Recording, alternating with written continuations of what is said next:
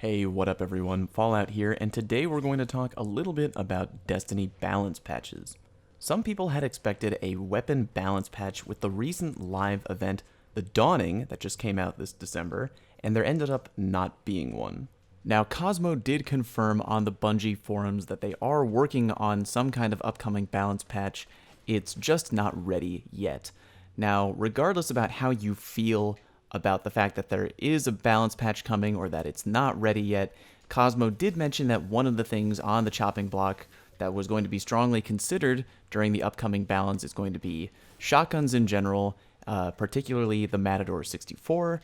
and some other things that they're probably not willing to mention yet, but again, they are working on it behind closed doors. Now, no matter what ends up getting nerfed or buffed or patched or whatever, I do want to talk about a kind of universal truth that rings true with every single weapon balance patch that has ever come out or ever will come out in Destiny. That universal truth is that no matter what, Destiny is never going to be perfectly balanced, because the only way to do that would be if every weapon in the game had an exactly equal time to kill, which would A, be pretty impossible for Bungie to do in the first place, and B, would make the game pretty stale and boring in my opinion. There are always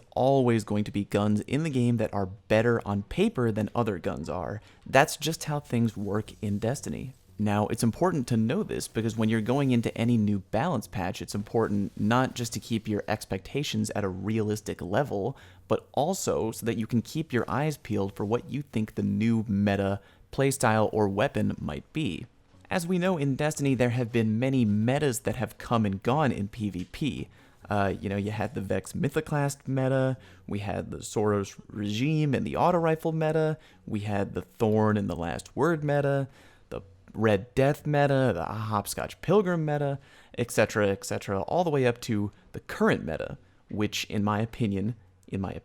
is the top tier primary weapons being the Ias Luna and the Palindrome, followed quickly by the Hawksaw, the PDX-45, and the Clever Dragon pulse rifles. Also, probably the Last Word, and maybe also Thorn depending on the map, and possibly the Mida multi-tool. And this is probably not really news for anyone, but for the special weapons right now, the top tier choice is, without question, high impact shotguns, the king above all being the Matador 64, followed by probably the Party Crasher, and then the old school shotguns like the Fellwinter's Lie and the Judgment. Snipers can still put in a lot of work right now and are pretty deadly depending on the map and the game type, but they're not as universally strong as the current shotguns, I would say. And that's not to say that you can't do well in PvP if you don't use any of the guns I just mentioned. Those guns are just deadlier and better on paper than any other option you might be able to pick up in the Crucible right now.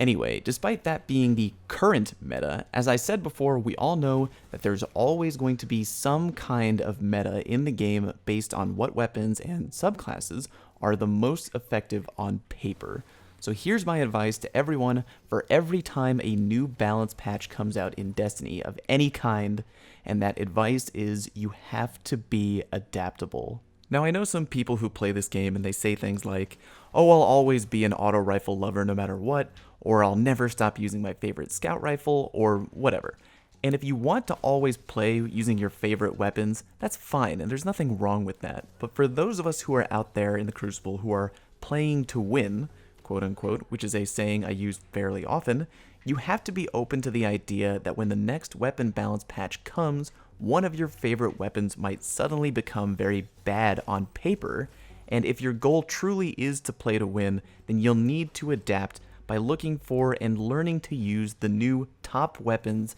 in the game. It really sucks for those of us who do have favorite guns and favorite playstyles that get made worse or changed up too much by weapon patches, but always remember that in this game and in many other games, that the best players are always ready to adapt to whatever it is that steps up to replace the old weapons or playstyles at the top of the PvP food chain. When the next weapon balance patch finally does come, and I will be sure to keep you posted on the most important changes for PvP, just remember that if you're truly playing to win, there's nothing wrong with that at all, and make sure you are absolutely totally ready to be willing to adapt and change your playstyles depending on what new good weapons step up to the plate.